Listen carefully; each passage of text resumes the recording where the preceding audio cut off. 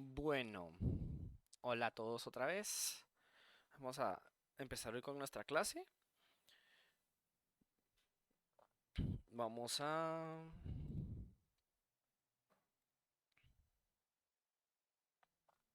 compartir la pantalla y procedemos a hablar un poquito del texto paralelo, ¿sí? Vamos a hacer un texto paralelo. Sí, yo sé que tal vez, no sé si ya checaron las instrucciones, igual la idea es ahorita leerlas, ¿verdad? Entonces, si se han dado cuenta, el curso aborda la elucidación de estructuras orgánicas, ¿verdad? Y la idea es que en cada clase de tanto del doctor Byron como en la mía, vayan anotando, ¿va? Vayan anotando y que cada quien, al ir pasando las clases, pues vayan reforzando ahí sí como quien dice su caja de herramientas. Entonces hemos hablado de varias cositas como en mi caso la desprotección o la protección y qué factores la afectan. Estaba checando la clase con Byron y hablaron un poquito de constantes de acoplamiento y de multiplicidad y un poco el tamaño de las señales. Entonces, todo ese tipo de cosas, pues son todas las que tenemos que ir observando cuando ya nos toque un espectro de resonancia y relacionar, ¿verdad? Bueno, la señal me salió súper arriba en 10 partes por millón, entonces, ¿qué significa eso? Pero de una u otra forma, la idea es también personalizar lo que están aprendiendo y a la larga la resonancia magnética nuclear es una herramienta que cada quien, la verdad es que cuando si tienen acceso a resonancia, eh, al final de cuentas cada quien usa la resonancia para los fines de su investigación, ¿verdad? Pero no significa que todos lo vayamos a hacer de la misma forma. Entonces, la idea del texto paralelo es que ustedes vayan haciendo sus anotaciones del curso y que, por ejemplo, si en algún otro curso o ustedes por puro interés de lo que estamos viendo, les parece algo interesante, por ejemplo, en su momento yo hablé de anisotropía y de desprotección y de anillos aromáticos y por ejemplo si a alguien le interesa esa parte y ha encontrado papers o ha leído de eso, pues que pueda juntarlo todo como en esta bitácora, ¿verdad? Que cada uno de ustedes lleve una bitácora y lo vayan guardando todo en esa bitácora, ¿verdad? Vayan juntando toda la información que encuentren de papers, para que al final de cuentas, como de una forma muy personal, cada quien pueda entender la parte de resonancia magnética nuclear, ¿verdad? Entonces, por ejemplo, si a alguien le gusta mucho la parte de lípidos o qué sé yo, y o sea, aparte de sus trabajos en otros cursos o su investigación personal o lo que ven hacer de tesis, han usado resonancia, pues ir juntando toda esa información, ¿verdad? Por ejemplo, eh, aquí nuestra compañera que se está llevando la Orgánica uno, si a la hora de ir leyendo ya tus textos de la Orgánica uno te hablan de resonancia, ir juntando esa información, ¿verdad? Como para que vayas relacionando lo que ves de resonancia con lo que estás llevando en otros cursos. Bueno, ahí sí que más que todo, eh, la bitácora es como algo muy personal, ¿verdad? Entonces, ¿cómo le vamos a hacer? Cada quien va a ir tomando sus notas, ¿sí? Y yo ya les mandé un archivo de Google Docs, ¿verdad? Eh, donde solo ustedes pueden editar, tanto Byron y mi persona, pues podemos acceder, ¿verdad? Y después de cada clase, o cuando ya les toca que repasar, pues transcriban lo que entendieron, los puntos claves de la clase, y se pueden ir guiando del programa del curso como referencia, ¿verdad? Y la idea es que si ustedes encuentran algo interesante en algún paper, en alguna publicación, lo agreguen, ¿verdad? Hagan un copy-paste como si fuera un cuaderno de recortes y lo citen, ¿verdad? De dónde lo sacaron. Y si ustedes, por ejemplo, quieren agregar recuadros con comentarios personales, por ejemplo, bueno, esto me parece muy interesante, eh, o esta parte, pues, quizás lo vaya a usar, o esto tiene gran relevancia en cierta área de la química que yo trabajo, pues la idea es que ustedes también puedan agregar cuadritos con sus comentarios, ¿verdad? O por ejemplo, esto me quedó muchas dudas, tal vez a la próxima le pregunto al profesor y así pues ya tienen ahí, ya van llevando sus notas. Entonces, pues igual siempre su bibliografía y luego pues al final del semestre pues entregan una carátula, le ponen una introducción, ¿verdad? Ya esta introducción ustedes ya la hacen ya después de que conozcamos todas las técnicas y todo lo que se puede hacer con resonancia, cuál es su perspectiva de la resonancia, el índice, ¿verdad? Evidentemente el contenido propio y su bibliografía. Y pues ya lo entregan en formato PDF, ¿verdad? Entonces, esto es más como una revista que van a ir que ustedes van a ir trabajando al ritmo que quieran. Eh, la idea es que tenga por lo menos los títulos principales que tenemos en el programa, ¿verdad? Y es una forma de reforzar los conceptos, ¿verdad? Porque Byron bien les pudo contar sobre la constante giromagnética y esto y lo otro, pero realmente uno no aprende hasta que uno no se sienta y vuelve a retomar las cosas, ¿verdad? Entonces, pues ese es el sentido de este trabajo. Entonces, no sé si alguien tenga alguna duda del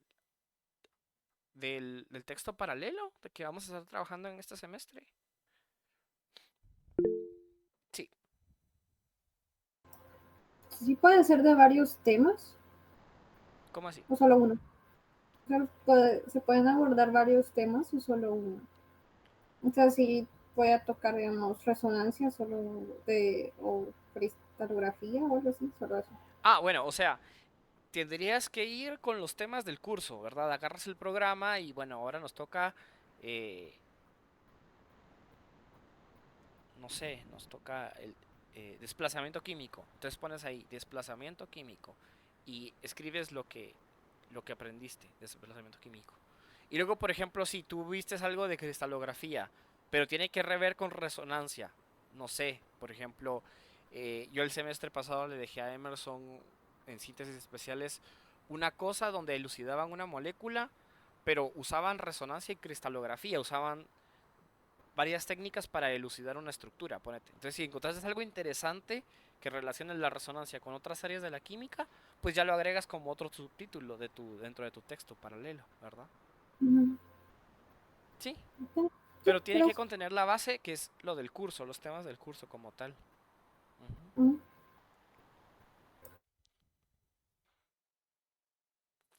Bueno, no sé si hay alguna otra duda.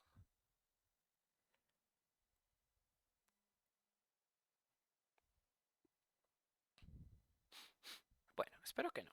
Si no, pues me escriben cualquier duda en el chat.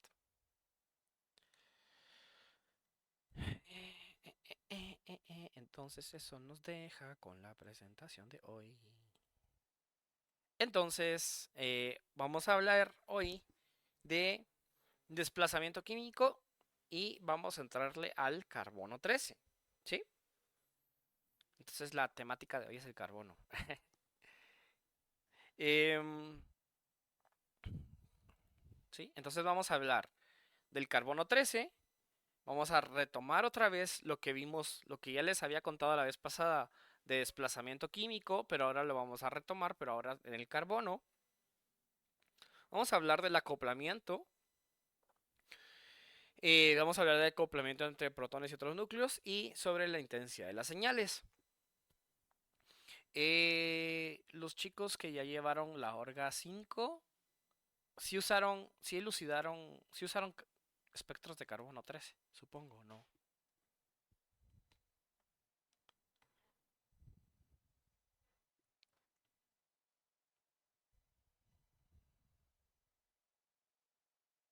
Ok, ya vieron unos espectros hacia el final. Bueno, está bien. Pues ahora sí nos vamos a dedicar eh, pues a estos espectros, ¿verdad? Y vamos a ir tratando de ver cómo son.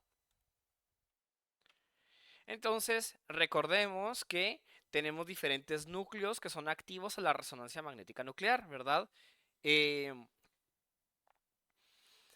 entonces, hemos venido hablando del protón, pero ahora vamos a hablar sobre carbono, ¿verdad?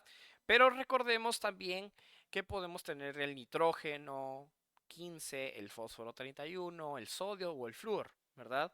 Entonces, todos estos núcleos en una molécula van a sentir el efecto de la resonancia, ¿verdad?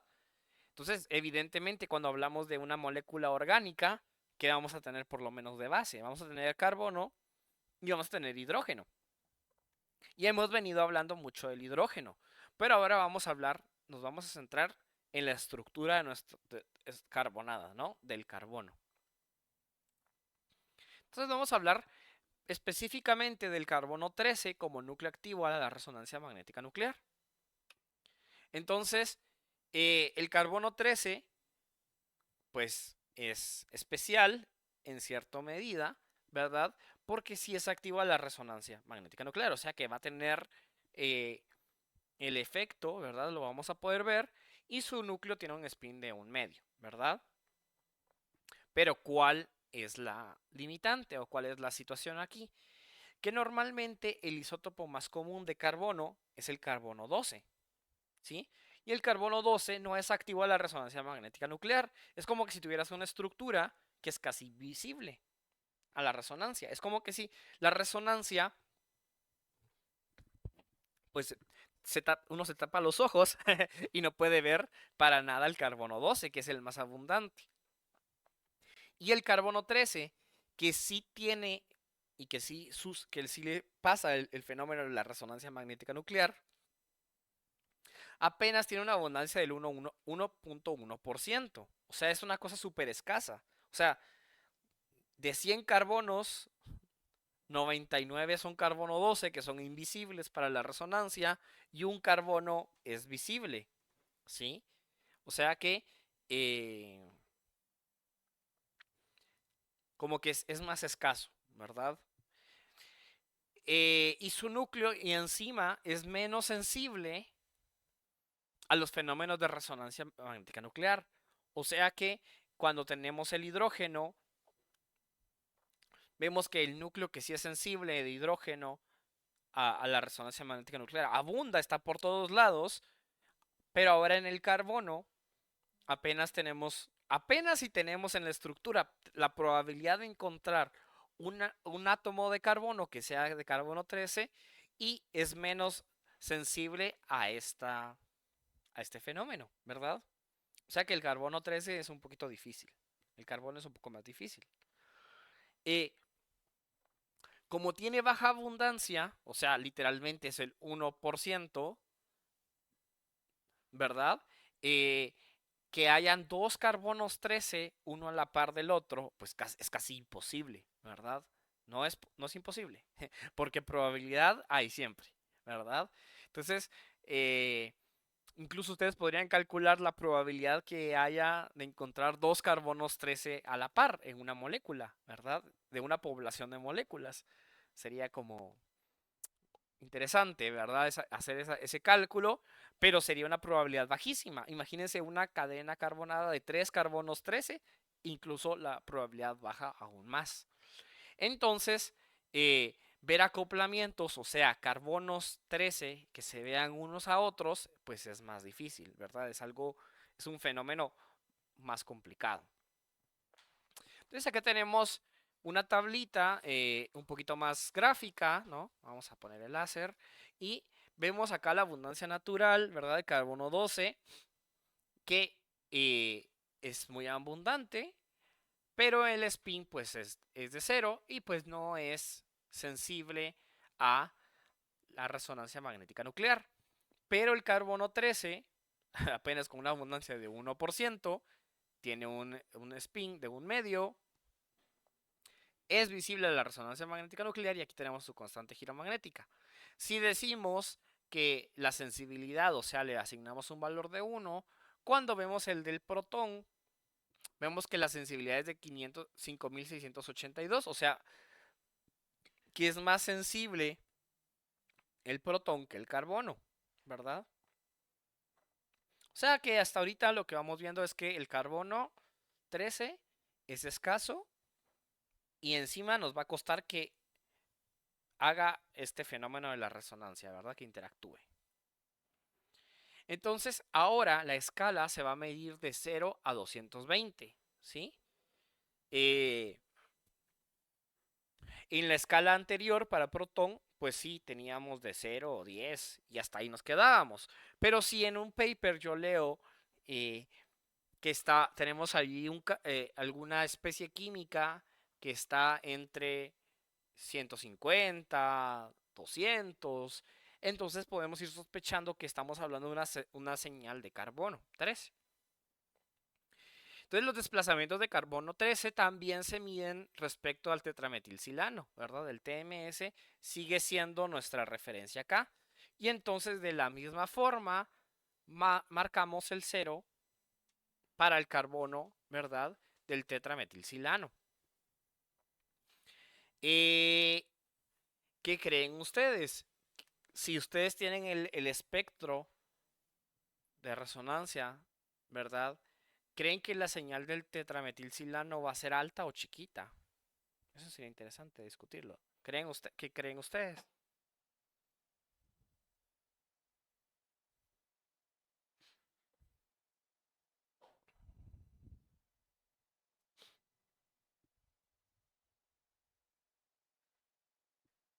Bueno, pues no va a ser tan alta, ¿verdad?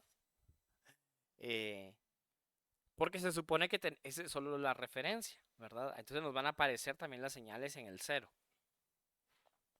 Y al final de cuentas, son los factores iguales los que causan la desprotección en protón que también afectan al carbono, ¿sí? Y como el carbono también requiere tiempos más largos de relajación desde que hicimos el fenómeno de la resonancia y pues pasa del estado excitado y regresa al estado basal, pues no podemos integrar, ¿verdad? No podemos cuantificar utilizando el carbono 13. Entonces esas son las generalidades como tal. Entonces, como yo les había contado, y sobre todo por las bajas abundancias que tenemos de carbono 13, eh, esto hace que sea necesario más tiempo en el equipo para poder recolectar los datos, ¿sí? ¿Por qué? Porque imagínense, tenemos una gran población de moléculas, ¿verdad? En nuestro tubito de resonancia, y tenemos que tener la suerte de que al incidirle el campo magnético ocurra el fenómeno de la resonancia y que entre toda la molécula, en todas las poblaciones de moléculas, haya una población que haga el fenómeno de la resonancia y entonces tenemos que ir captando, ¿verdad? O sea, un experimento que tardaría minutos, ¿verdad? Para protón en un carbono, pues eso va a consumir tiempo. Si ustedes tienen la dicha o la suerte de ir a un centro de investigaciones donde hagan resonancia magnética nuclear, o por lo menos en la mayoría de lugares es así, todos se miden tiempos, ¿verdad? Todos los experimentos que uno quiera hacer te los van a contar en tiempos. Donde yo estuve, contabas el tiempo, o sea, el grupo de investigación o todos tus compañeros de trabajo teníamos solo como una hora más o menos, o dos. Y luego ya el equipo se lo asignaban a otra unidad de investigación. Y teníamos los sábados, la noche del viernes en adelante, para hacer todos los experimentos de más de 4 horas toda la noche, dejar experimentos toda la noche. Pero al grupo de investigación solo nos daban un viernes por semana. O sea que, por ejemplo, si mi grupo de investigación le tocaba este viernes, ya no podía volver a hacer experimentos largos hasta que pasara la siguiente, todos los grupos de investigación y poder resolver hasta la siguiente noche. O sea que a la larga el tiempo es oro, ¿verdad?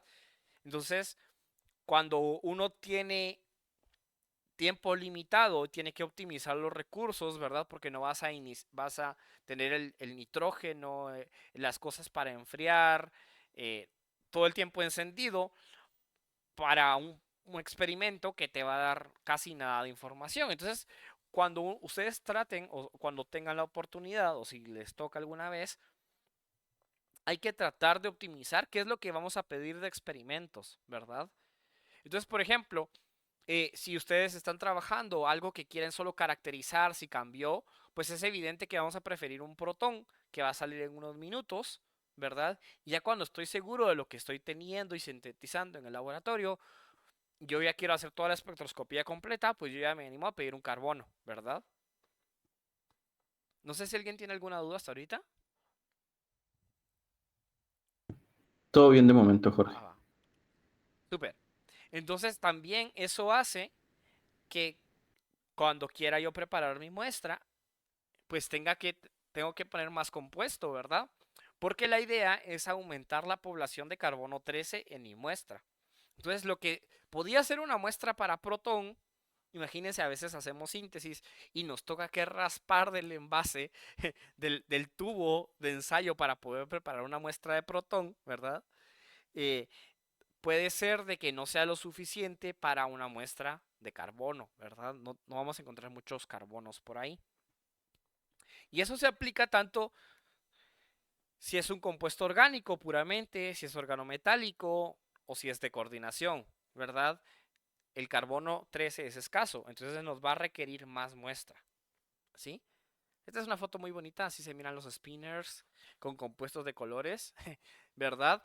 Pero lo que trato de ejemplificar o la idea es que vean que la concentración es muy importante para que tengamos un buen espectro de calidad, ¿sí? Porque lo mismo que computacional, trash in, trash out, si tenemos un espectro malo que se tomó muy rápido, no voy a poder ver todos los carbonos, el tiempo de adquisición, y yo no voy a poder saber si tengo un buen espectro o colecté un buen espectro, y puede ser de que no tenga, que entre todas las señales los carbonos se me pierdan en el ruido instrumental y me esté perdiendo de algún carbono importante, ¿verdad? Entonces, por ejemplo, me fui a a una página web de una universidad en Alemania donde están aquí las instrucciones para preparar una muestra de resonancia magnética nuclear, ¿verdad? Entonces acá están las guías como para ver si te reciben la muestra, ¿verdad? Y aquí nos dice, ¿verdad? Que por ejemplo, si quieres tú un experimento de protón, por lo menos van a pedir un 0.01 mol por litro, ¿verdad? Pero si ya quieres un carbono, te van a pedir 0.1 molar, ¿verdad? ¿Por qué? Evidentemente, si se dan cuenta, la concentración que te piden es mucho más y te lo están recomendando, porque si no, lo que vas a obtener es solo un montón de rayitas, así bajitas en el ruido, donde no vas a ver nada, ¿verdad? Bueno, y evidentemente pues hay cosas ahí de analítica que ustedes tienen que identificar claramente sus muestras y específicamente pedir bien las condiciones del experimento que quieren hacer. Por ejemplo, entonces, si van a hacer un experimento de carbono, tienen que considerar el tiempo que se va a tardar. Y luego vamos a ver otros experimentos más adelante de carbono, ¿verdad? Donde vamos a poder diferenciar tipos de carbono. Entonces, hay que tratar de optimizar, ¿verdad? Quiero un experimento que me diferencie los tipos de carbono o solo quiero hacer como un survey donde yo solo puedo como ver en general todo el espectro, ¿verdad? Y también qué tipo de espectro me sirve a mí para publicarlo ya en un paper, ¿verdad? Bueno, entonces, ya que estamos haciendo esta pausa comercial para hablar de preparación de muestras, pues veamos un video de cómo se hace una preparación de muestra, ¿verdad? Entonces voy a compartir el video para que podamos verlo.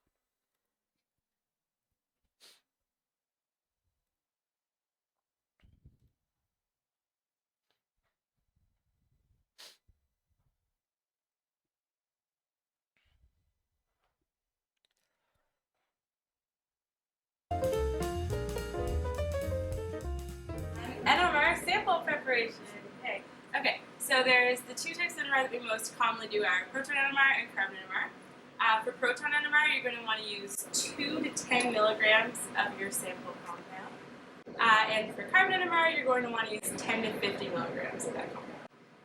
Another important thing is the deuterated solvent, of which you're going to use about 0.6 milliliters to 1 milliliter of So the sample depth is about 4 to 5 centimeters from the bottom of the NMR tube.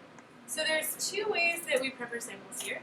The first is to take that amount of the compound and put it in a sample vial, like so.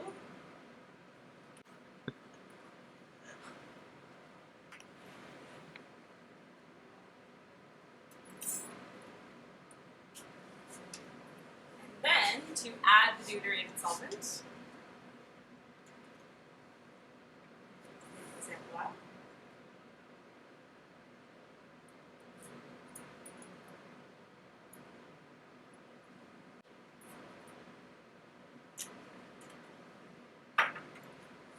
And then to mix the solid into solution until it's dissolved. And then you would just pipette this solution into the NMR tube. The other method that we use is to just take this glass NMR tube, put a bit of sample on a weighing paper, like so, and then to kind of just take some of the solid and scoop it into the NMR tube, and then lightly tap to allow the solid to go in. And then take deuterated solvent.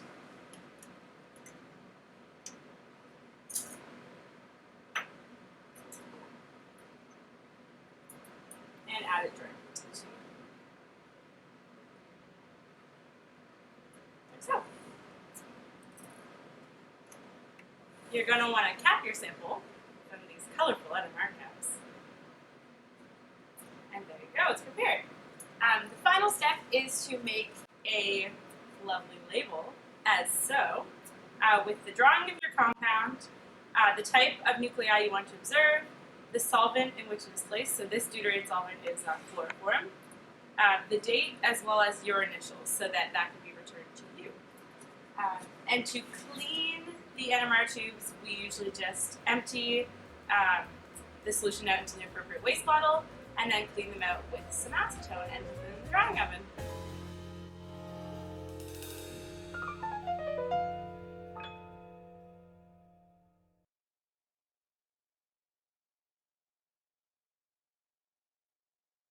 ¿Visto cómo se preparaba una muestra? No. No, pues así es como se hacen las muestras. Lo más importante es que a ustedes les van, o está el frasco de cloroformo deuterado, y es evidentemente, no, el cloroformo deuterado es cloroformo deuterado, pero sigue siendo cloroformo, ¿verdad? O sea, siempre lentes, máscara de gases, si se puede. Si todos ven en el laboratorio que no usan y ustedes no quieren usar, pues bueno, eso ya sabrán ustedes. Pero sigue siendo cloroformo, ¿sí? Se bioacumula. Es volátil, ¿verdad? Y si ustedes trabajan con pipetas sucias, lo que van a hacer es limpiar toda la suciedad en el solvente. Entonces, ahí vieron que a la chica le dieron estaba el frasquito rojito de Sigma y de ahí tomó el solvente con su pipeta y todo. Pero realmente, por seguridad, ¿verdad? Y porque esos frascos son carísimos y no queremos que alguien en el laboratorio nos venga y nos eche grasa, por ejemplo.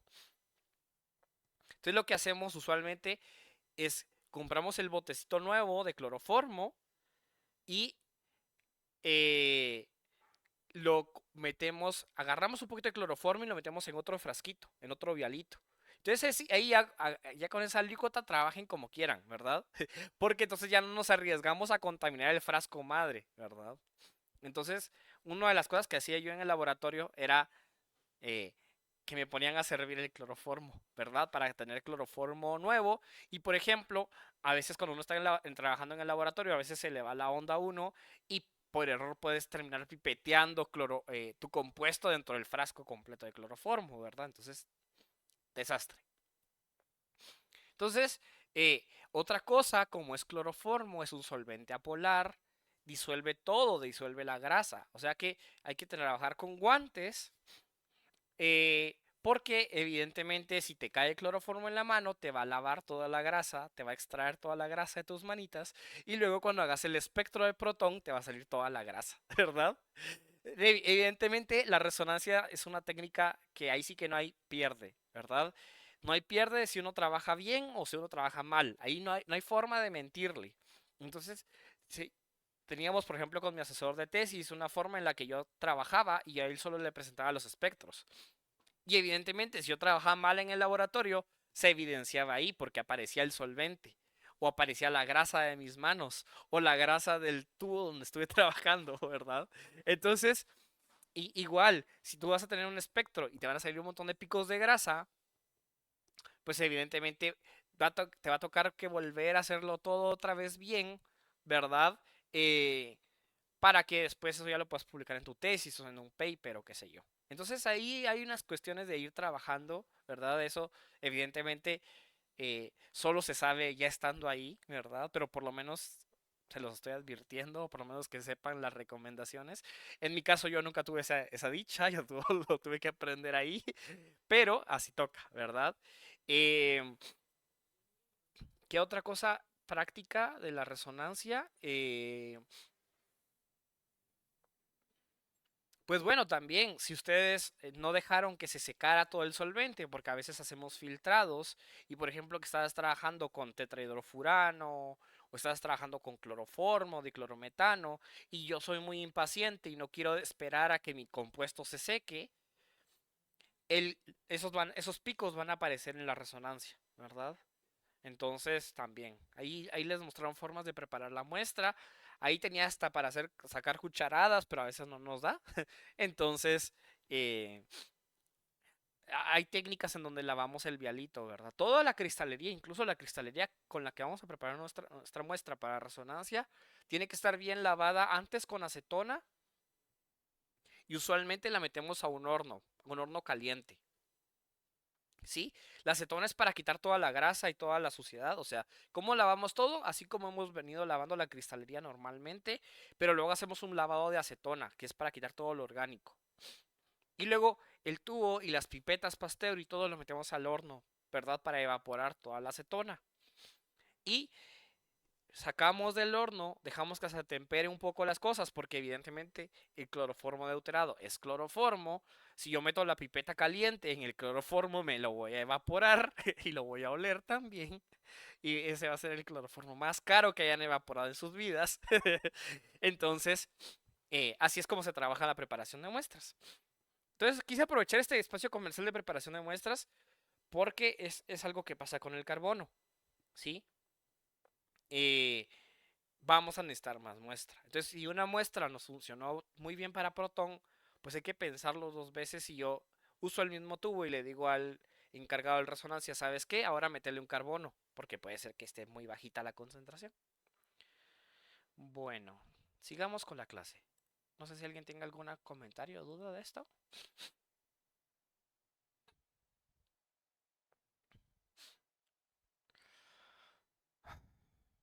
Bueno, no sé si se ve que... Ya está. Es que no se miraba. Muy bien.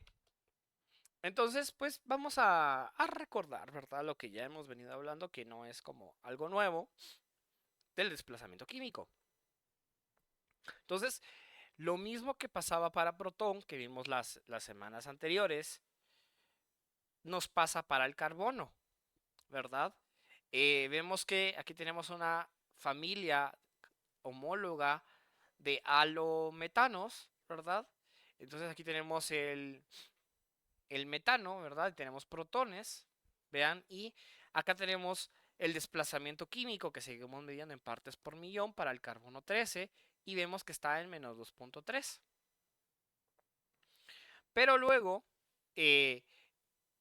me paso con cloro, ¿verdad? Si yo cambio todos los protones, los cambio por cloros, veo yo que la electronegatividad es diferente y eso también hace que el desplazamiento químico de este carbono pues cambie. Y si yo me voy en los halógenos, ¿verdad? Puedo ir viendo cómo es que evidentemente el desplazamiento químico pues va cambiando, ¿no? Ahí tenemos ahí los cambios en el desplazamiento químico según el grupo que tenemos. Entonces, por ejemplo, acá tenemos un ejemplo del cloruro de N-butilo.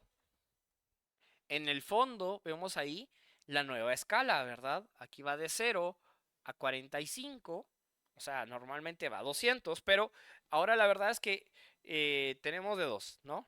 O el espectro es muy viejito y vamos a tener que encontrar una foto así, como la ven acá, o si los datos son experimentales, ahora tenemos un software que se llama Mesre, en el cual ustedes pueden hacer todo el zoom que quieran y alejar todo lo que quieran, ¿verdad? Entonces, si tú tienes los espectros como tales y los descargas a la computadora, pues vas a poder hacer el zoom, acercar, alejar, integrar, ponerle colores, ponerle lo que sea, ¿verdad?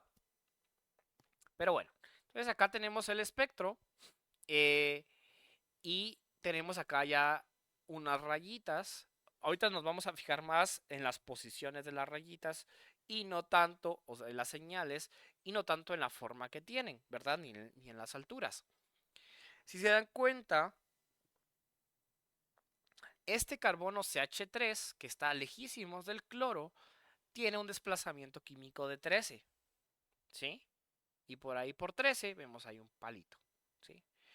Pero conforme me voy acercando en la cadena carbonada y me voy acercando al cloro, el desplazamiento químico pues aumenta, ¿verdad? Miren que un carbono más cerquita y ahora el desplazamiento químico es casi 20, otro carbono más y ahora es 35, otro carbono más y ahora es 44.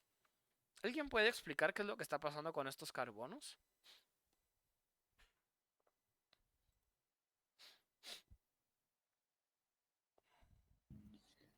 La tendencia que veo es que aumentan a medida que se acercan al cloro. Perfecto. ¿Y por qué aumenta el desplazamiento químico conforme estamos cerca del cloro? Quizá el cloro, como es electrón atractor, los desprotege. Exacto. Entonces, el cloro va a desproteger, ¿verdad? Eso es lo que hemos venido aprendiendo. El cloro va a desproteger el núcleo de carbono que está cerquita por ser electrón atractor. Entonces, eso hace que resuene a muchísimas más partes por millón, ¿verdad?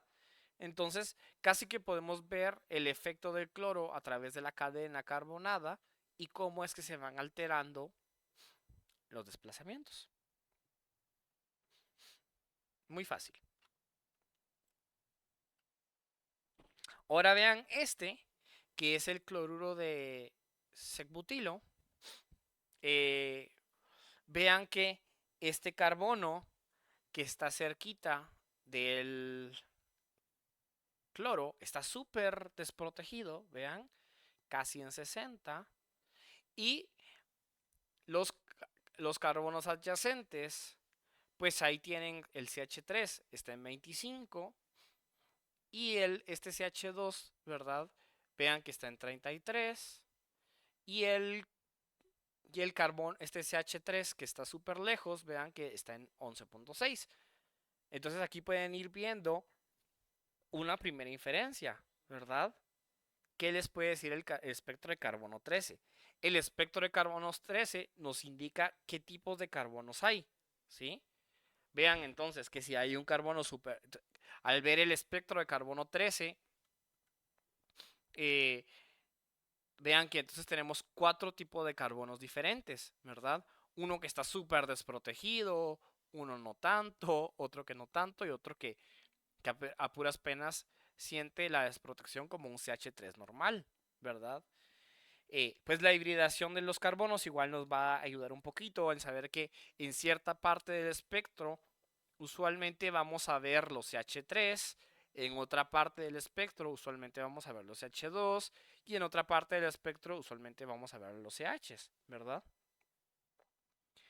Por ejemplo, si nos vamos acá al principio del espectro, vemos que tenemos un CH3 que está más protegido que el otro, ¿verdad? Entonces, esas son pistas que a la hora de hacer la elucidación de la estructura podemos ir anotando. También, recomendación, como decía en la última sesión, es bueno ir haciendo tablitas, ¿verdad? Asignando, ¿verdad? Carbono 1, carbono 2, carbono 3, carbono 4. Carbono 1 tiene 60 partes por millón, carbono 2 tiene tantas partes por millón. Ir tratando de hacer inferencias, ¿verdad? Es un carbono CH que tiene de plano algún grupo muy electroatractor, por eso sale en altas partes por millón, ¿verdad? Entonces todo eso te ayuda a juntar el rompecabezas. Cosa que también pasa con las tesis, tal vez no le dicen a uno, es que a veces uno, o cuando uno saca la resonancia, se ponen. Y entonces teníamos un espectro de carbono en el cual se observan señales a 60.9 partes por millón, 33.2 partes por millón, 25.1 partes por millón, 11.6 partes por millón. La verdad, me ha tocado he visto tesis así en las que empiezan a leer todas las señales, ¿verdad? Y si tu molécula tiene 50 carbonos, ¿vas a leer las 50 señales? No, ¿verdad? O sea, es algo engorroso. Realmente uno lo que trata de reportar y cuando uno quiere presentar resultados, son señales que están algo anormal, ¿verdad? Algo atípico, ¿verdad? Algo que valga la pena. O cambios en el sustrato. ¿Sí? Decime. Vi que tenías levantada la ¿Por mano. qué, por qué el metilo, bueno, no, el carbono que está de este lado del metilo derecho, tiene una señal más alta? Ah, no, así ¿Cuál? que, que el metileno. Em, Vamos a hablar por Digo, al revés, nomenclatura. una señal más alta de Vamos a. este lado, el Si, metileno, y más si lo baja. vamos en nomenclatura, este es el carbono 1, el carbono 2, el carbono 3, el carbono 4. A ver, ¿cuál con cuál? Que el carbono 3 tiene mayor señal que el 1. ¿Por qué está más desprotegido el carbono 3 que el 1? Ok, porque si te das cuenta, igual, cuando hablábamos de ambiente químico, recordemos que si quiero saber si un carbono, como un protón, pero ahora vamos a hablar de un carbono, si son equivalentes o no, ¿verdad? ¿Qué tengo a la par? ¿Verdad? Y si yo cuento la misma historia, llego a lo mismo, son carbonos químicamente equivalentes, ¿verdad? En este caso, ves que tú acá tienes eh, la diferencia entre el carbono 1 y el 3, ¿verdad? Entonces, ¿cuál es la historia del carbono 1? Bueno, el carbono 1 tiene 3 hidrógenos, ¿no? Y tiene otro carbono, ¿sí? Pero el carbono 3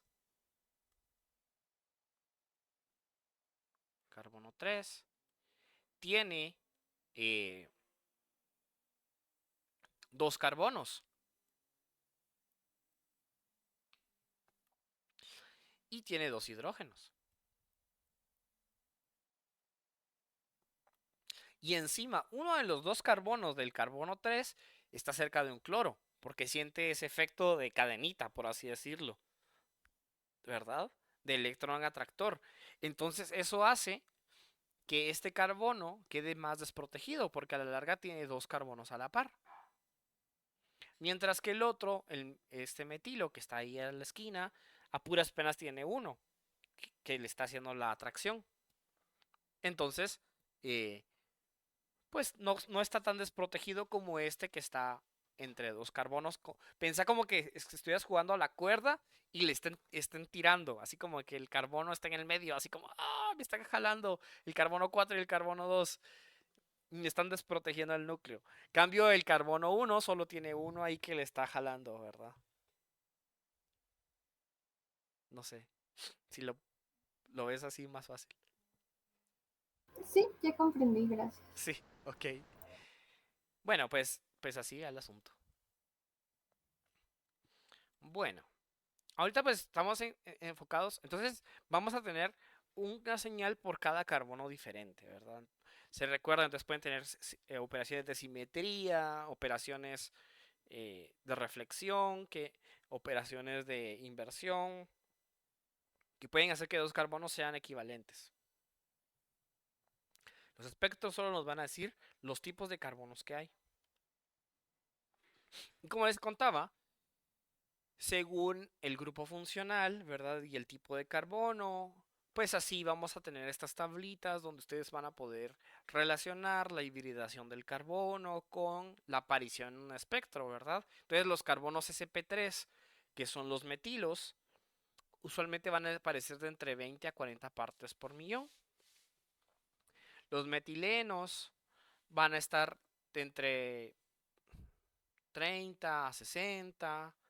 Los alquinos entre 70 a 90. Y vamos a observar los mismos efectos que observábamos en protón, ¿verdad? Las nubes pi van a tener ahí cierta interacción con el campo magnético, entonces según la posición, pues van a estar desprotegiendo un poquito. Por ejemplo, entonces ahí el alqueno, vean la gran variedad, el gran rango en el que aparece. El anillo aromático también aparece en un gran rango. Y en el anillo aromático también se puede hacer énfasis justamente que vean que cada una de las posiciones orto, meta y para también van a tener diferencias, ¿verdad? Según el tipo del anillo de benceno que tengamos, ¿verdad? Y los más desprotegidos van a ser los carbonilos, ¿verdad? Donde vemos ahí absolutamente que el oxígeno va a tomar fuertemente esa densidad electrónica y lo va a super desproteger, ¿verdad? Entonces ahí tenemos algunos rangos típicos. Igual están en tablas y eso nos puede ayudar. Por ejemplo, si yo no les dibujara esta molécula, según los rangos, ustedes podrían inferir un poquito qué tipos de carbono son los que hay, ¿verdad? Que hablamos, el, el TMS va a ser nuestro estándar y también vamos a observar la señal del cloroformo en 77, ¿verdad? Los carbonos del cloroformo, pues los vamos a ver en el 77. Y, por ejemplo, según la hibridación, si es sp3, sp2 o sp, pues vamos a ver diferentes rangos, como viene en la tablita anterior, en donde vamos a observar el carbono. Lo mismo, ¿verdad? Otra vez, viendo, por ejemplo, la electronegatividad a lo largo de la cadena. Si estamos muy cerquita del cloro, pues nuestro carbono va a estar súper desprotegido, pero conforme nos vamos alejando, la desprotección va a disminuir, ¿verdad? Entonces esto hace que estos CH2 sean diferentes cada uno, ¿verdad?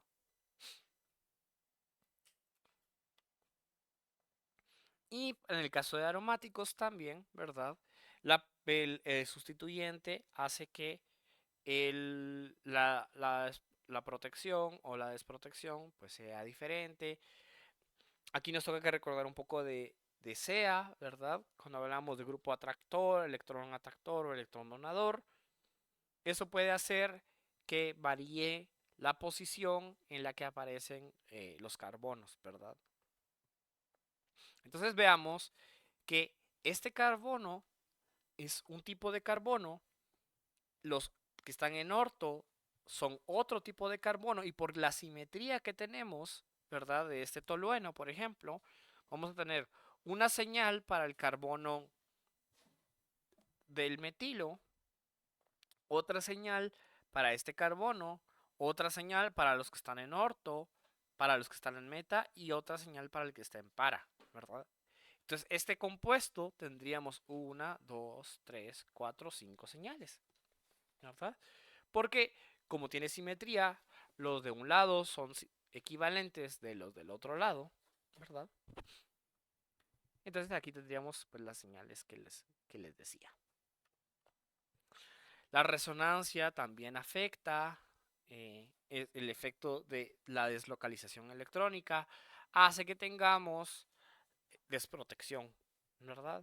Eso nos puede ayudar a desproteger o a proteger según si es atractor de electrones o donador de electrones. Y eso puede apantallar o desapantallar, ¿verdad?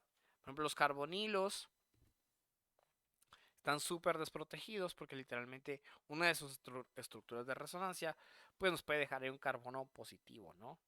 Eso significa que tenemos menos electrones es que desprotegimos total.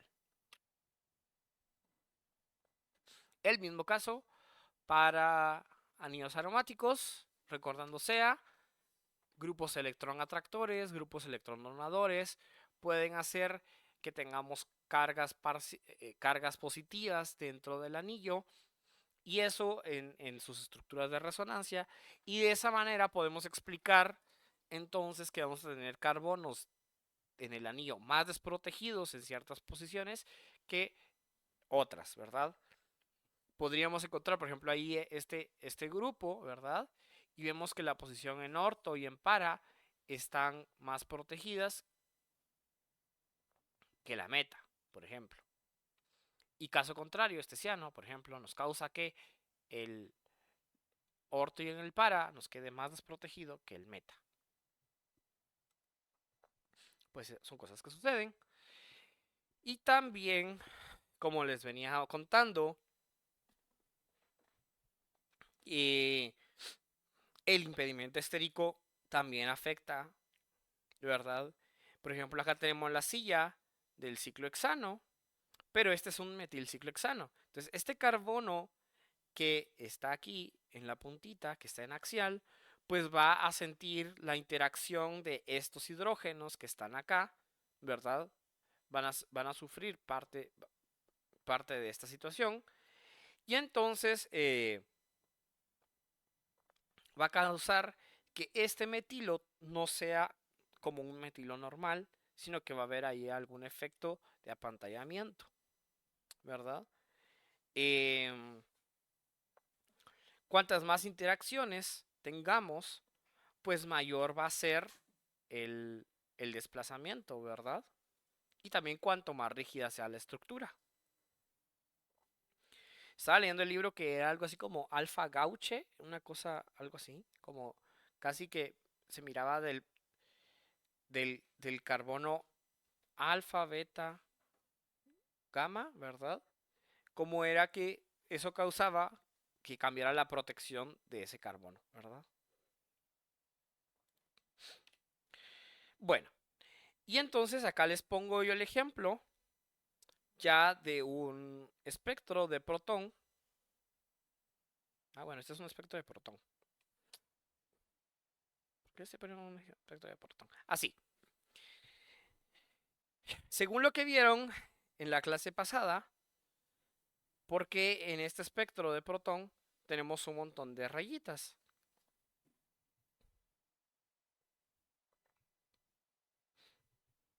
Por los vecinos. ¿Y cómo se le llamaba a eso? Multiplicidad. Ajá. Y bueno, la multiplicidad es el fenómeno que vemos que se ven varias señales, pero ¿cómo se le llama a eso?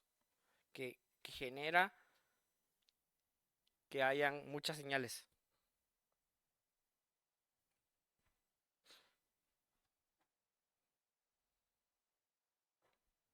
Acoplamiento. Sí, exacto. Ahí lo pusieron en el chat. Entonces, como tenemos acoplamiento, vemos que estas señales son complejas, ¿no? Y si nuestros datos solo se pueden basar en esta cosa que es el acoplamiento, ver esta señal con este multiplete, así como lo veo, hace que elucidar o identificar los diferentes tipos de protón pues sea muy difícil, ¿verdad? Vean que entonces acá ya no se me hace tan sencillo con tantas señales y que incluso yo no puedo saber quién le pertenece a quién, se han de estar cruzando de quién es cuál, ¿verdad? De qué protón es cuál. Entonces vamos a ver qué pasa con el carbono, ¿verdad? Si el protón sufre de este problema a veces, ¿qué le pasará al carbono? Entonces, sí, ¿verdad? El carbono 12, pues no sufre acoplamiento, ¿verdad? Pero si tenemos el carbono 13 y el hidrógeno 1, ¿verdad? El protón, como son dos especies que son sensibles a resonancia magnética nuclear, pues van a tener un acoplamiento, ¿sí? Entonces, por ejemplo, en esta estructura donde yo tengo CH3, CH2 y yodo, ¿cómo se llama?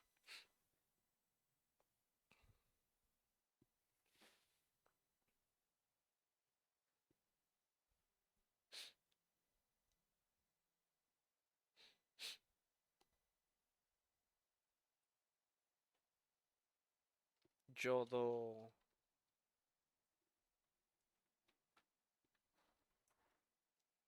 ¿Yodoetano? Sí, yodoetano. Entonces, si yo tengo este yodoetano y vamos a tener una probabilidad de moléculas, ¿verdad? En nuestra solución, donde van a ver, por ejemplo, que de pura probabilidad, ¿verdad? Vamos a tener, lo más probable es que tengamos dos carbonos 12, ¿verdad? Carbono 12, carbono 12. Pero el carbono 12 no sufre resonancia, es invisible, entonces no va, esta probabilidad no nos va a generar ningún tipo de señal. Luego, puede ser que del 1%, ¿verdad? En nuestra molécula,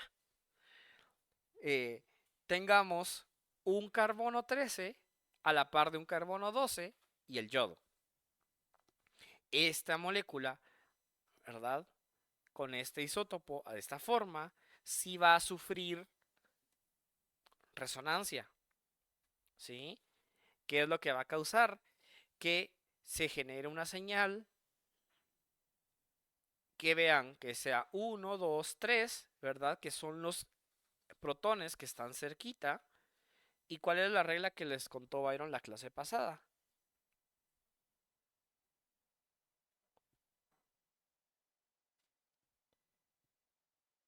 Para las multiplicidades. N más 1, ¿verdad?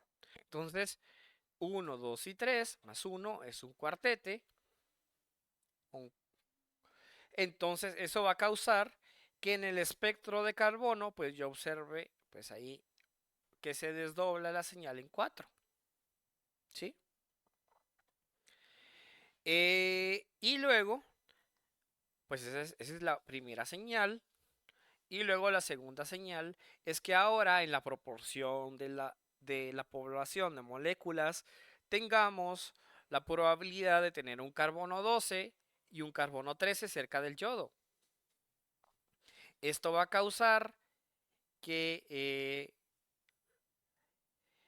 tengamos de alguna forma, ¿sí? Dos hidrógenos más uno, un triplete. ¿Sí? Y luego, pues, que hayan dos carbonos 13, uno a la par del otro, pues es demasiado, o es muy poco probable que suceda si en una molécula solo podíamos tener el 1%. Sería, imagínense multiplicar el 1% por el 1% para que tengamos una molécula que tenga dos carbonos 13, ¿verdad? Entonces no va a generar una señal. Y eso como resultado nos va a dar nuestro espectro de resonancia magnética nuclear de carbono 13, ¿verdad? Y ahí lo ven desdoblado con las diferentes multiplicidades, ¿no? También tenemos unas constantes que se llaman las constantes de acoplamiento, ¿verdad? Que es esa J que ven por ahí. Y tenemos carbono-hidrógeno, ¿verdad? Que es el enlace del cual estamos hablando del acoplamiento. Y tenemos ahí un superíndice que dice 1 o 2. Esa es la distancia, ¿verdad? En la que se están viendo los átomos, por ejemplo. Entonces dice J, carbono, hidrógeno 1 es que están a un enlace de distancia, o sea que son los mismos del mismo grupito. Pero si dice 2, significa que están a 2 átomos de distancia, ¿verdad? Como que si este viera a este otro de por acá. Pero bueno, ¿qué va a pasar? Si nuestro espectro de carbono está totalmente acoplado, vean entonces qué es lo que tenemos. Tenemos algo horrible, ¿verdad? Porque ven, hay un montón de rayas. ¿Y qué vamos a hacer cuando estamos a bajas partes por millón?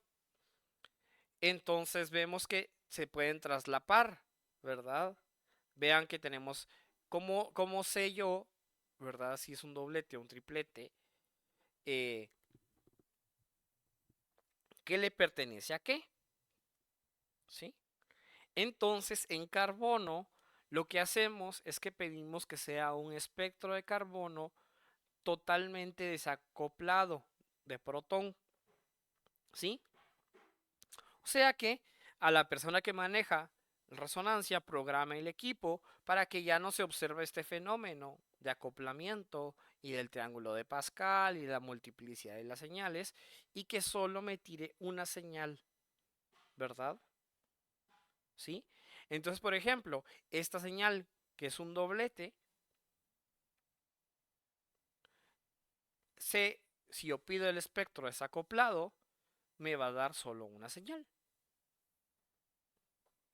Y eso me va a ayudar mucho cuando yo tengo muchas señales, así como esto, miren que se ven un montón de rayas, que no se entiende nada.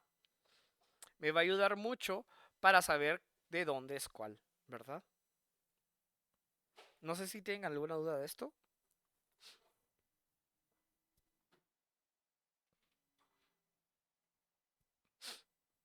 Bueno, espero que no. Y entonces, como les decía, imagínense que tienen ahí tienen ahí un esteroide o esta estructura, vean qué compleja. Si el espectro está con sus dobletes y sus tripletes correspondientes, pues vamos a obtener una gráfica como la que está aquí abajo, ¿no? Que hay un montón de picos que yo no sé de quién es qué cosa. Y yo puedo pedir un espectro desacoplado y entonces ya me queda algo así más bonito. ¿Sí? Claro que acoplado me ayuda mucho a saber si es un CH2 o un CH3, porque yo puedo inferir por la multiplicidad de dónde viene, ¿verdad? Por ejemplo, este es un triplete, le quito uno, entonces son dos, entonces esto tiene dos hidrógenos, este carbono tiene dos hidrógenos, entonces este que es el carbono 13, que según esta estructura es el carbono que ha de estar por... ¿dónde estará? En algún lado. Bueno, no es el carbono 13, no me hagan caso, es el carbono 4, aquí lo marcan. El carbono 4 que ha de estar en algún lado de por aquí, no lo veo. Ah, este de acá, del ciclo, ¿verdad? Es un CH2, ¿verdad? Entonces, pues sí, se puede, ¿verdad? Mire, pero realmente el tener un montón de rayas, pues no, ¿verdad? Eso nos puede confundir. Y cuando tenemos acá que se traslapan, pues es un dolor de cabeza. Hay otros experimentos que nos ayudan a saber si es CH2 o si es un CH, que lo vamos a ver un poco más adelante, ¿verdad? Por ejemplo, que es el experimento que estaremos aquí en la parte de arriba, donde hay un tipo de carbonos que salen para arriba y otros que salen para abajo, ¿sí? Pero eso es despacito. Por el momento, entendamos que podemos tener los espectros de carbono acoplados, pero el problema es que miramos un montón de señales, que quién sabe de quién le pertenece a quién, y el carbono desacoplado de protón, en el cual tenemos ahí pues justamente las líneas bien definidas de las señales para poder identificar cada uno de los carbonos de la molécula. Y bueno, cosas que pasan, ¿no? El acoplamiento, hablaron un poquito de eso la vez pasada, pero tenemos que considerar, por ejemplo, que cosas que nos pueden hacer que nuestro carbono 13 desacoplado se vuelva más del infierno. Es justamente eso, ¿no? Vean acá que esta molécula de benceno aromática sería simétrica de no ser que tenemos ahí este R del lado izquierdo, le rompió la simetría. Eso hace que este carbono y este carbono ahora ya no sean iguales, ¿sí? Y si los carbonos se acoplan con los hidrógenos, pues es un dolor de cabeza. Esa es una constante J4, ¿verdad? Entonces, eh, si los hidrógenos se pueden acoplar entre sí, imagínense los carbonos acoplándose con una constante de J4. Y para que vean eso de ver a lo lejitos, ¿verdad? Se puede acoplar hidrógenos así como en forma de W, como dice acá, o en forma de signo de interrogación, o perro de globo. No sé cómo se lo dirán los espectroscopistas. Pero o sea, la idea es que si el carbono se nos acopla al hidrógeno, podemos estar viendo esas otras acoplaciones de 2, 3, 4 carbonos y eso se vuelve una cosa horrible para interpretar si estamos acoplados. Y bueno, pero es que no todo es carbono, ni todo es hidrógeno. Entonces también podemos tener el carbono pegado a flúor, a fósforo, a nitrógeno, ¿verdad? Entonces imagínense un ligante orgánico con fósforo, carbonos y protones, y todos son activos a resonancia magnética nuclear. Eso hace que la especie y la señal de carbono quede con un montón de multipletes horribles, ¿verdad? Entonces acá nos da un ejemplo. Si yo tengo un carbono que tiene protones y tiene flúor,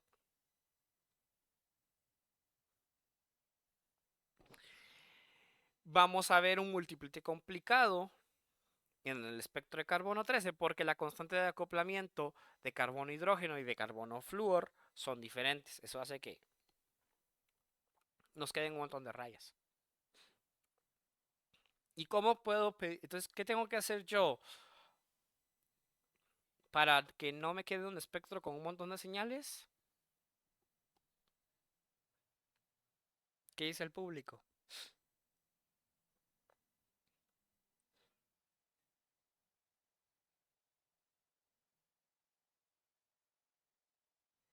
Yo lo pido desacoplado, exacto.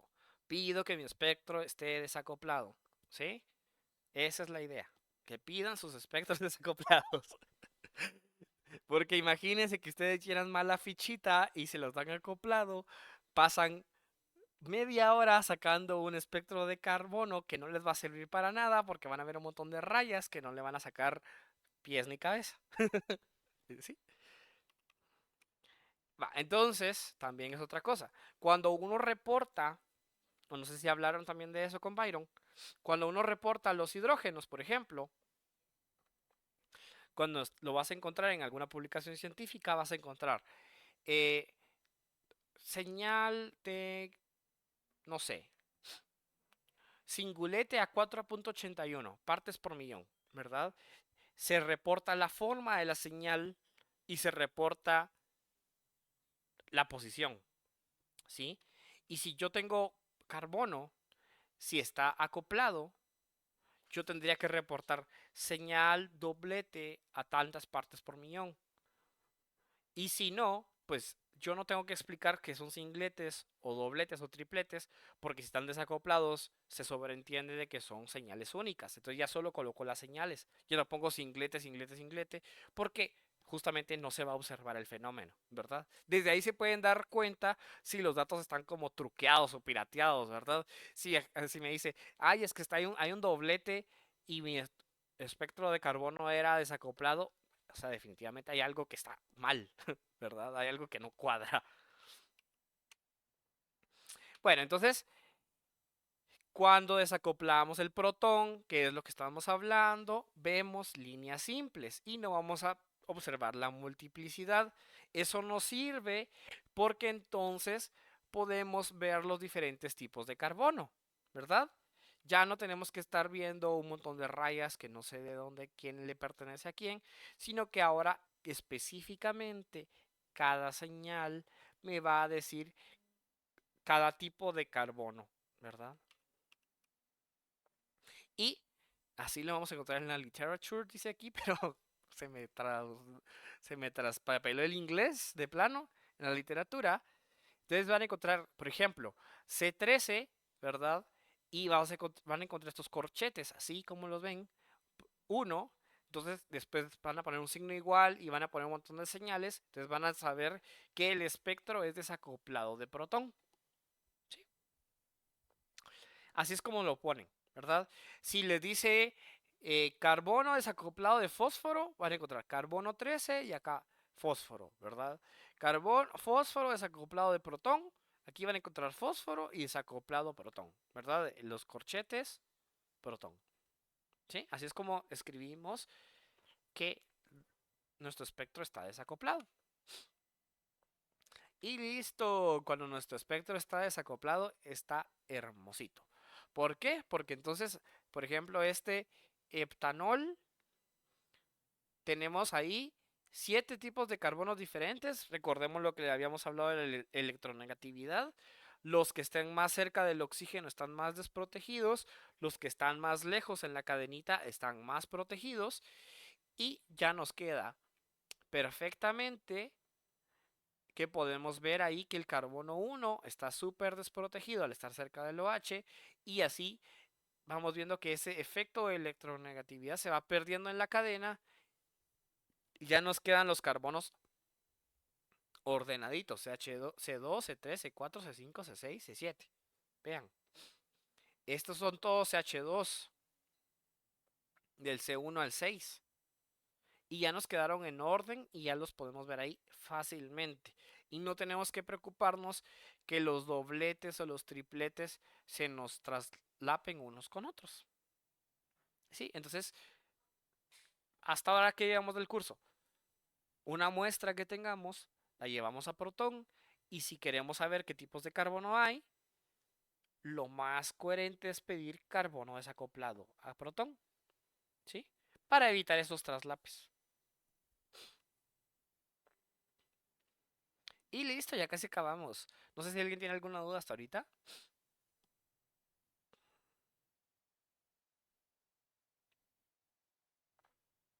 Bueno, espero que no. Bueno, por ejemplo,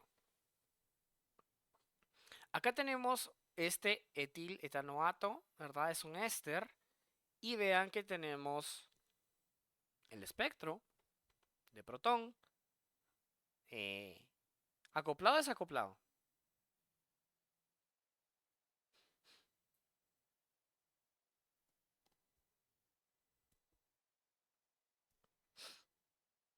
¿Qué dicen? ¿Acoplado o desacoplado de protón? Desacoplado, porque solo hay señales simples. Vean, por ejemplo, el carbonilo que está cerca de un oxígeno aquí y otro oxígeno acá, que tiene dos grupos que están ahí quitándole sus electrones, hace que esté bien desprotegido y eso hace que la señal quede a 171 partes por millón. Incluso aquí el libro les dice the most obvious peaks, o sea, lo más obvio es esto, ¿no?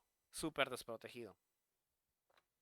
Luego tenemos acá este CH2 que está cerquita de un oxígeno, ¿verdad? Eso hace que el siguiente sea este pico verde. Ahí no voy a decir eso. Voy a decir señal verde. La señal verde. Es que no pueden decir, no vayan a decir pico a los chilenos. Advertidos. No vayan a ningún congreso y vayan a decir pico a los chilenos. Ya si quieren divertirse, no digo, no digo, sigan y le dicen señal, ¿sí? Vean que está a 60 partes por millón, ¿verdad? Porque está cerquita del oxígeno. Y al final nos quedan los dos CH3, ¿no? Y tenemos las dos señales acá. Evidentemente vamos a esperar que la señal que está cerca del oxígeno, los que están más cerca de los oxígenos, este CH3 esté más desprotegido que el otro, ¿no? Por eso es que tenemos acá dos señales de CH3 y tenemos 1, 2, 3, 4 tipos de carbonos diferentes y tenemos 4 señales. Otro ejemplo, La cetofenona, que es este aromático, carbonilo y un CH3. Tenemos 6 tipos de carbonos, entonces tenemos 6 señales diferentes. ¿Sí? ¿Por qué?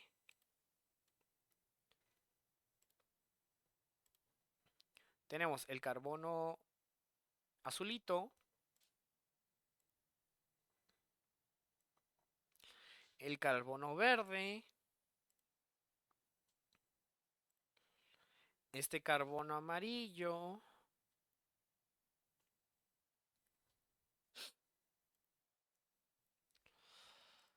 estos carbono anaranjados,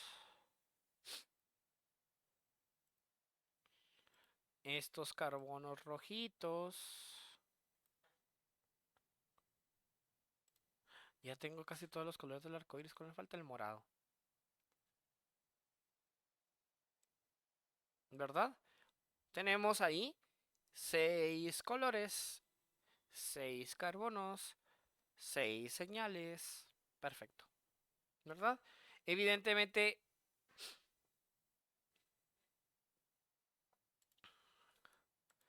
el libro nos hace el ejemplo, ¿verdad?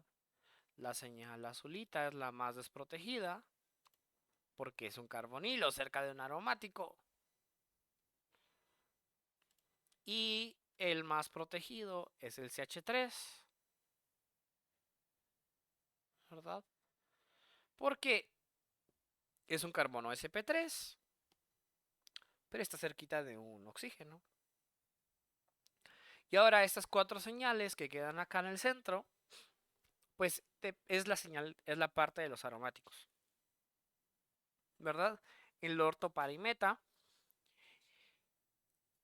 Si yo les digo, asigne estas 4 señales a estos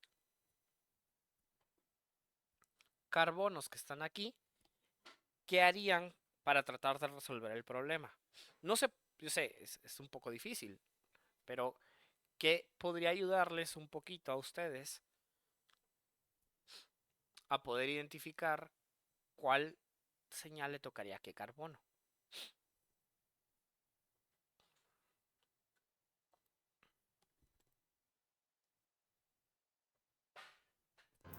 No sé si está bien, pero pienso que los que están, digamos, más cerca y más lejos del oxígeno, ¿o no?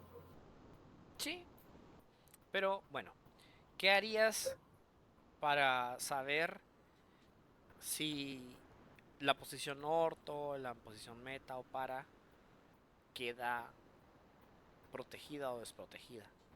Porque no es algo gradual, realmente no es algo que porque está más cerca del oxígeno, queda más desprotegido que estos, o por ejemplo, no precisamente va a ser el menos desprotegido. A ver, Mm, alguien de los chicos.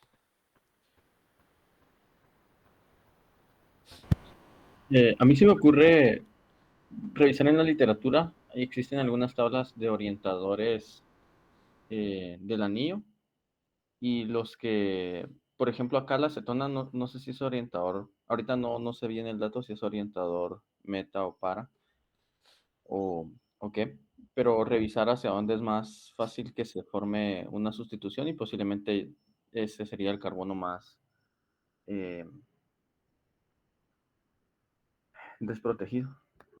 Ajá, como este es un anillo aromático, ¿verdad? Habría que hacer la evaluación de sus estructuras de resonancia y ver cuáles nos quedan con cargas positivas, ¿verdad? Y en esas posiciones, ortopara, ¿verdad? Ahí podríamos ir observando cuáles estarían más protegidas que otras. eh, y, ¿verdad? Según si el grupo es electrón atractor o electrón donador, ¿verdad? A veces pasa, por ejemplo,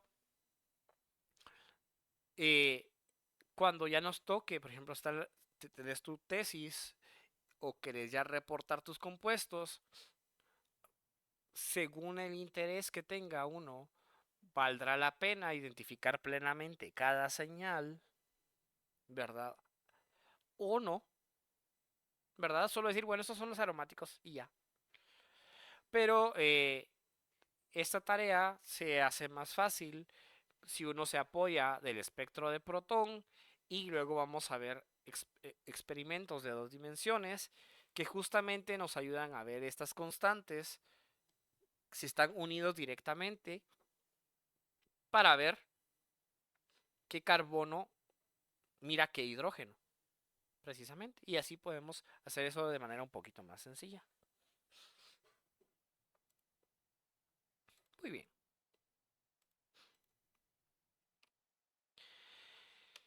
Y bueno, ya para acabar, ven que hay algo que no es común, ¿verdad?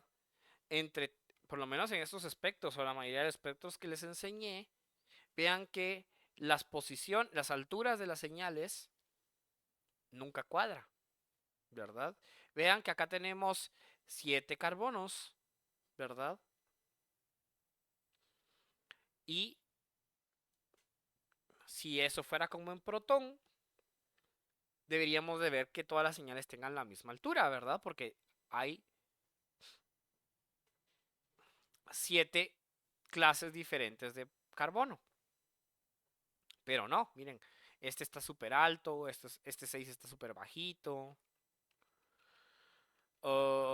Aquí todas parecen de la misma altura, unas están más bajitas que otras. Acá es evidente, ¿verdad? Vean que a pesar que tenemos 4 tipos de carbono diferentes y que todos deberían de integrar en uno, en la unidad, vemos que las alturas, pues no cuadran, ¿verdad? Vean acá, no significa el eje Y en estos casos no es sinónimo de abundancia, ¿verdad? No es sinónimo de que se pueda hacer una integración para cuantificar. Ahí sí usamos los protones. En el caso de carbono, pues no nos sirve. ¿Sí? ¿Por qué? Porque, como les habíamos contado desde un principio, la abundancia es del 1%. Entonces yo tengo que tener la pura suerte de que en mi molécula ocurra esa señal y que haga el efecto de resonancia. Entonces mi espectro pues va a tener más tiempo para adquirirse, ¿verdad? Y cuando yo tengo mi espectro desacoplado, tenemos un efecto que se llama NOE, que va a alterar la proporción o cómo es que estos carbonos se relajan para tirar la señal, ¿verdad? Eso hace que definitivamente los espectros de carbono no nos sirvan para cuantificar, entonces solo nos van a decir los tipos de carbonos que tenemos en nuestra molécula. Pero las alturas, pues no nos van a decir eh, hay más de este, hay menos del otro. Y la idea es justamente que por lo menos las alturas sean más grandes que este ruido. Vean acá que este es el, el, por acá nos sale el solvente y vean que es un poquitito, ¿va?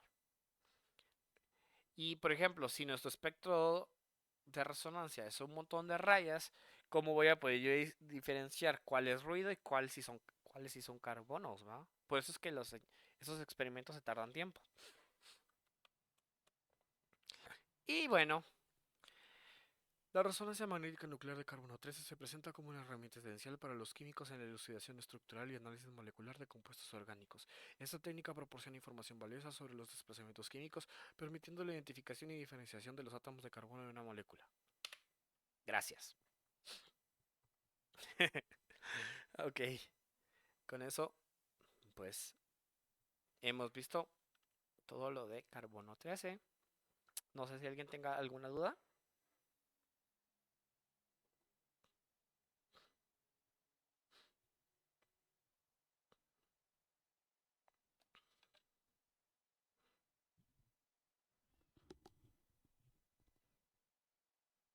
Las gafas aquí significa mi pueblo me respalda.